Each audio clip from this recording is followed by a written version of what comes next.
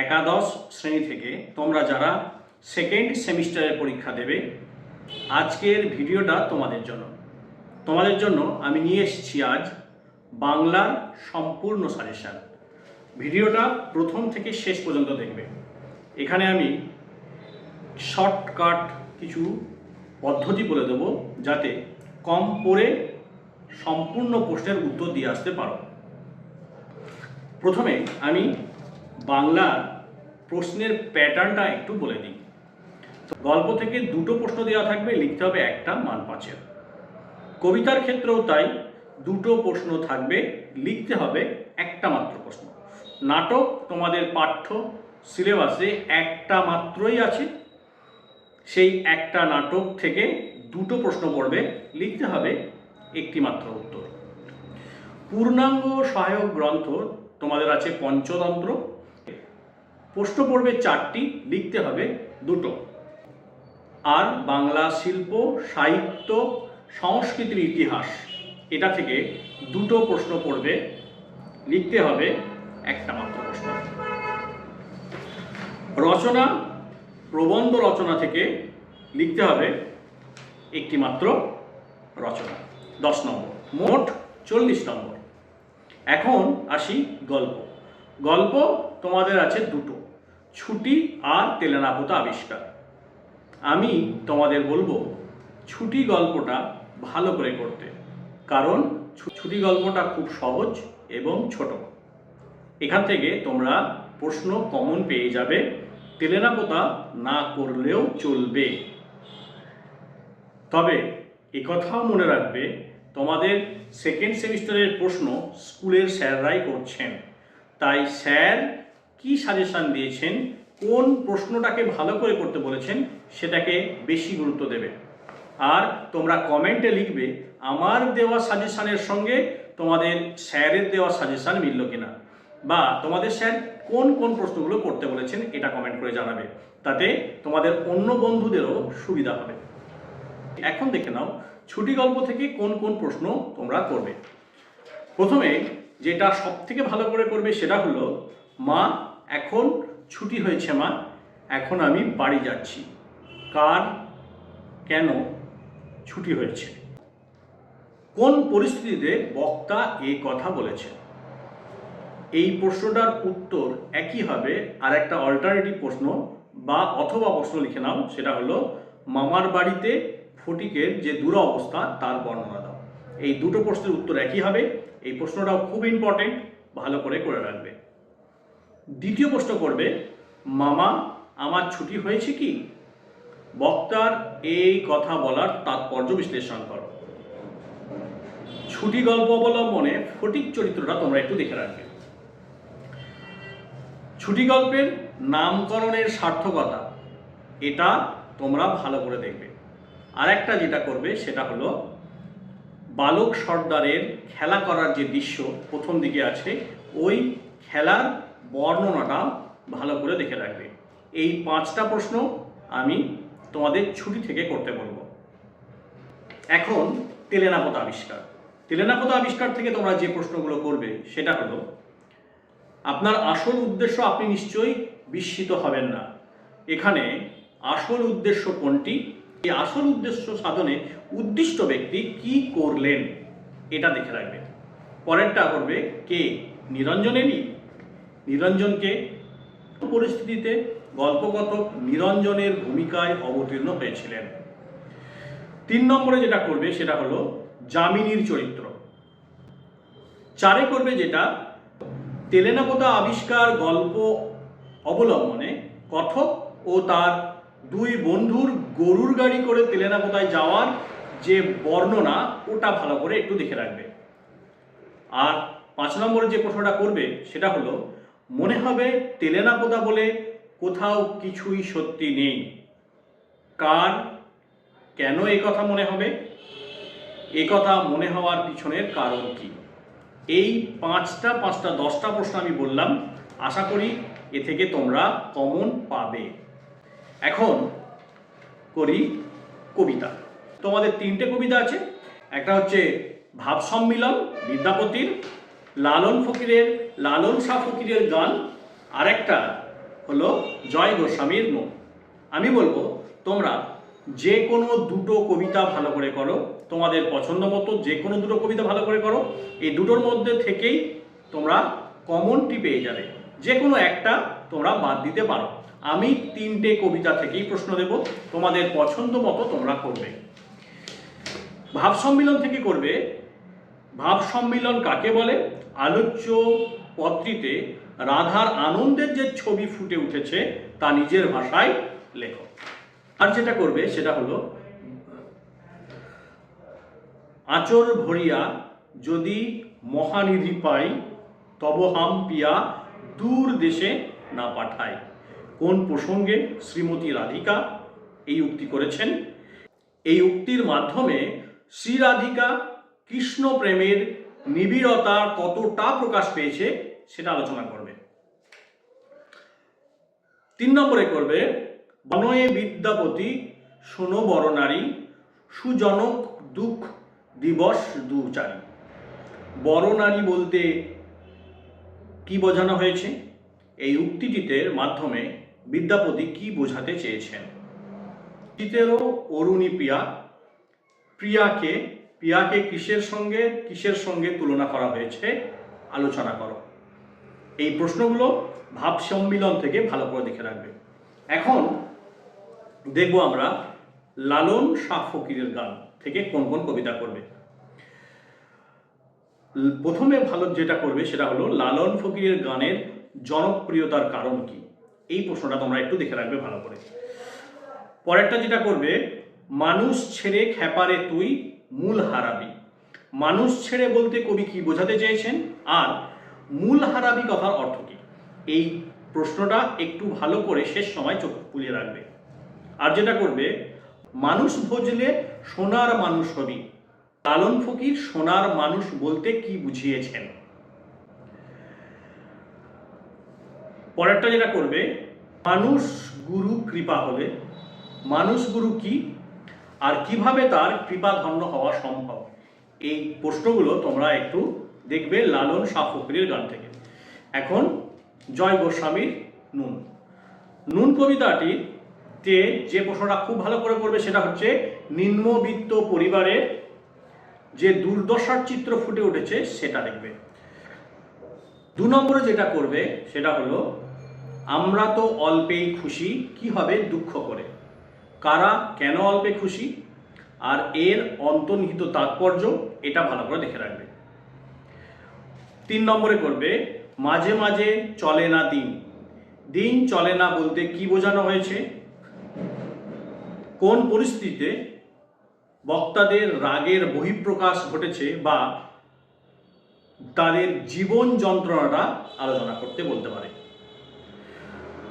পরে দেখবে পরের প্রশ্নটা বাড়ি ফেরার পথে কিনে আনি গোলাপ চারা।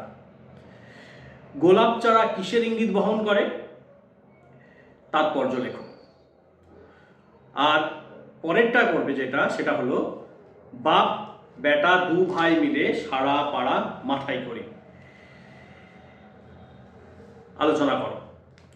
আর একটা যদি করতে বলি সেটা হবে আমরা তো সামান্য লোক, আমাদের শুকনো ভাতে লবণের ব্যবস্থা হোক। এই প্রশ্নটা তোমরাও একটু দেখে রাখবে ভালো করে। এবারে আসি নাটক। বিজন ভট্টাচার্যের নাটক, একটি মাত্র নাটক আছে আগুন নাটক। এই নাটকটা আমি বলবো খুঁটিয়ে পড়তে। এর থেকে 2টো প্রশ্ন পড়বে, তোমাদের লিখতে হবে একটি মাত্র। প্রথম প্রশ্নটা যেটা করবে ভালো করে সেটা হলো আগুন জ্বলেছে আমাদের পেটে। উক্তিটির বক্তাকে, কোন প্রসঙ্গে এই উক্তিটির তাৎপর্য লেখো। 2 নম্বরে যেটা করবে যে রক্ষক সেই হলো গিয়ে তোমার ভক্ষক। প্রসঙ্গ উল্লেখ করো, কিভাবে রক্ষক ভক্ষক হয়ে উঠেছে আলোচনা করো। 3 নম্বরে একটা গুরুত্বপূর্ণ প্রশ্ন লুঙ্গি টিকি পৈতে টুপি সব একাকার হয়ে গেছে। কোন প্রসঙ্গে এই মন্তব্যের তাৎপর্য আলোচনা করো। আর 4 নম্বরে যেটা করবে সেটা হলো একাঙ্ক নাটক হিসাবে আগুন গল্পের সার্থকতা। আর সতীশ চরিত্রটি করে রাখতে বলবো। আর একটা করবে সেটা হলো চতুর্থ দৃশ্যে হরে কৃষ্ণ আর মনোরমার সংলাপের মধ্যে দিয়ে যে চিত্র ফুটে উঠেছে তার একটা আলোচনা। এবার এসো পূর্ণাঙ্গ সহায়ক গ্রন্থ। পূর্ণাঙ্গ সহায়ক গ্রন্থ সৈয়দ মুজতবা আলীর পঞ্চতন্ত্র। এতে তোমাদের 4টে প্রবন্ধ আছে। এই 4টে থেকে আমি বলবো যে কোনো দুটো তোমরা ভালো করে করবে, তাহলেই আশা করি কমন পাবে। আমি 4টে থেকেই তোমাদের প্রশ্ন দেব। প্রথমে বই কেনা। বই কেনা থেকে তোমরা যেটা ভালো করে করবে সেটা হচ্ছে মার্ক টুয়েনের লাইব্রেরি খানা দেখার মতো ছিল। মার্ক টুয়েনের সংক্ষিপ্ত বিবরণ দেবে, মার্ক টুয়েনের লাইব্রেরির বিশেষত্বটা ভালো করে করবে, আর আঁদ্রে জিদ কিভাবে তার লেখক বন্ধুদের শিক্ষা দিয়েছিলেন এটা করবে। আচ্ছা, গল্পটা সকলেরই জানা। কোন গল্পটি? গল্পটার উল্লেখের কারণ কি? 3 নম্বরে যে প্রশ্নটা আমি করতে বলবো সেটা হলো আনাতোল ফ্রান্স দুঃখ করে বলেছিলেন। আনাতোল ফ্রান্স দুঃখ করে কি বলেছিলেন? আর যেটা করবে এই অসংখ্য ভুবন সৃষ্টি করি কি প্রকারে, অংশটি কোথা থেকে নেওয়া হয়েছে? অসংখ্য ভুবন সৃষ্টি করার উপায় কি? বই কেনা থেকে এগুলো করে রাখবে। আজব শহর কলকাতায় থেকে তোমরা যেটা করবে সেটা হলো এই হলো ফরাসি জাতটার গুণ। বক্তাকে ফরাসি জাতের কোন গুণের কথা এখানে বলা হয়েছে। পরেরটা যেটা করবে, তুলসীদাস বলেছেন পৃথিবী কি অদ্ভুত রীতি। তুলসীদাসের উক্তিটির প্রাসঙ্গিকতা ব্যাখ্যা করো। আর করবে যেটা আমার মনে বড়ই আনন্দ হলো। বক্তার আনন্দের কারণ কি?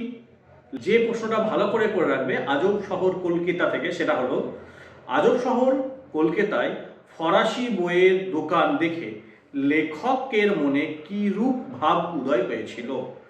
দোকানের ভিতর ঢুকে লেখকের কিরূপ অভিজ্ঞতা হয়েছিল এটাও একটু দেখে রাখবে। এবারে এসো 25শে বৈশাখ। সঙ্গীতের সঙ্গে নটরাজের নৃত্যভঙ্গির তুলনা করার কারণটা দেখে রাখবে তোমরা। 25শে বৈশাখ প্রবন্ধে সৈয়দ মুজতবা আলী গান ছাড়া রবীন্দ্রনাথের অন্য কোন গুণের উল্লেখ করেছেন? তার কাছে কবির গান অসম্পূর্ণরূপে প্রতিভাত হয় না কেন? 3 নম্বর যেটা করবে সেটা হলো কোনো গায়কের গাওয়া রবীন্দ্রনাথের গান ফিকে পানসে অর্থাৎ ফ্ল্যাট বলে মনে হয়। এ কথা বলার কারণ কি? পরের যেটা করবে সেটা হলো এ অলৌকিক কর্ম যিনি করতে পারেন, অলৌকিক কর্মটি কি এবং তা অলৌকিক কেন? আড্ডা থেকে যেটা করবেন, এ দোকানে তো মদ বেচার লাইসেন্স নেই। বক্তা কখন এই কথা বলেছেন? দ্য ক্যাফে দ্য নীল এ ফরাসি হুঁকোটির পরিচয় দাও। 2 যেটা করবে সেটা হলো লেখক কোথায় কাদের সঙ্গে আড্ডা দিতেন, অথবা এর সঙ্গে যেটা অল্টারনেটিভ যাবে সেটা হলো বাড়ির সকলের বারণ সত্ত্বেও লেখক কেন আবার আড্ডা দিতে গিয়েছিলেন, বাড়িতে আড্ডায় না বসার কারণ উল্লেখ করো। পরের যে প্রশ্নটা তোমরা করবে সেটা দেখো, আমাদের আড্ডাটা বসতো ক্যাফের উত্তর পূর্ব কোণে। আড্ডা ও আড্ডাবাজদের প্রকৃতি বর্ণনা আলোচনা করো। পরের যেটা করবে, যদি আর জন্মে বাঙালি হতে পারি, কে একথা বলেছেন? আর জন্মে বাঙালি হওয়ার বাসনা কেন? এবারে দেখে নাও বাংলা সাহিত্য ও সংস্কৃতির ইতিহাস থেকে। বাংলা সাহিত্য ও সংস্কৃতির ইতিহাস থেকে আমার পরামর্শ থাকবে তোমরা লৌকিক সাহিত্যের দিকটা ভালো করে করো, কারণ সাহিত্যের দিকটা পড়লে তোমাদের অনেক বেশি পড়তে হবে। লৌকিক সাহিত্যের 4 থেকে 5টা প্রশ্ন করলে কমন পেয়ে যাবে। আর প্রশ্নের প্যাটার্ন হলো সাহিত্যের দিক থেকে প্রশ্ন থাকবে আর লৌকিক দিক থেকে একটা প্রশ্ন থাকবে, তাই লৌকিক দিক থেকেই তোমরা কমন পেয়ে যাবে। সাহিত্যের দিক থেকে তোমরা যে প্রশ্নগুলো করবে সেগুলো হলো ফোর্ট উইলিয়াম কলেজের অবদান, রামমোহন রায়ের অবদান, মাইকেল মধুসূদন দত্তের অবদান, ঈশ্বরচন্দ্র বিদ্যাসাগরের অবদান, দীনবন্ধু মিত্রের অবদান, সংবাদ প্রভাকর সুভাষ মুখোপাধ্যায়ের অবদানটা করবে, ছোট গল্পে মানিক বন্দ্যোপাধ্যায়ের অবদান, বাংলা সাহিত্যে বঙ্কিমচন্দ্রের অবদান, নজরুল ইসলামের অবদান, বিহারীলালকে ভোরের পাখি বলা হয় কেন, রবীন্দ্রনাথ ঠাকুরের অবদান করবে তোমরা ছোট গল্পের ক্ষেত্রে। এই প্রশ্নগুলো করার থেকে আমি বলবো লোকসাহিত্য থেকে করবে। লোকসাহিত্য থেকে তোমরা যেগুলো করবে, রূপকথা কাকে বলে এর বৈশিষ্ট্য, ছড়া কাকে বলে এর বৈশিষ্ট্য, ধাঁধা কাকে বলে এর বৈশিষ্ট্য, আর প্রবাদ প্রবচন কাকে বলে এর বৈশিষ্ট্য। এই 4টে প্রশ্ন যদি করো তাহলে সাহিত্য, সংস্কৃতি, ইতিহাস থেকে তুমি কমন পাচ্ছ, নিশ্চিত হয়ে যেতে পারো। এখন তোমাদের যা দুশ্চিন্তা সেটা বলবো, সেটা হলো প্রবন্ধ। প্রবন্ধ তোমাদের দুটো পড়বে, একটা মানসচিত্র দেওয়া থাকবে, সেই মানসচিত্র থেকে প্রবন্ধ রচনা করতে বলবে, আর একটা বিতর্কমূলক আলোচনা। আমি মানসচিত্রটা সাজেশন তোমাদের দেব। দৈনন্দিন জীবনে বিজ্ঞান ও প্রযুক্তি, বিজ্ঞান ও কুসংস্কার, বাংলার উৎসব, বিশ্ব উষ্ণায়ন, পরিবেশ দূষণ ও তার প্রতিকার, শিক্ষা বিস্তারে গণমাধ্যমের ভূমিকা। এই প্রবন্ধগুলো যদি তোমরা করো, আশা করি তোমরা একটা কমন পেতে চলেছ। তোমাদের পরীক্ষা খুব ভালো হোক, আমার আশীর্বাদ দোয়া তোমাদের সঙ্গে সবসময় থাকবে। ভিডিওটা তোমরা তোমাদের বন্ধুদের সঙ্গে শেয়ার করে দাও, যাতে তাদেরও কাজে লাগে। আর পরীক্ষা কেমন হলো, তোমাদের কেমন প্রস্তুতি চলছে, আমাকে অবশ্যই কমেন্ট করে জানাও। আর সেই সঙ্গে কমেন্ট করো আমার সাজেশনের সঙ্গে তোমাদের স্কুলের স্যারদের দেওয়া সাজেশন মিলল কিনা। আবারও একবার অনেক অনেক শুভকামনা, তোমাদের পরীক্ষা ভালো হোক।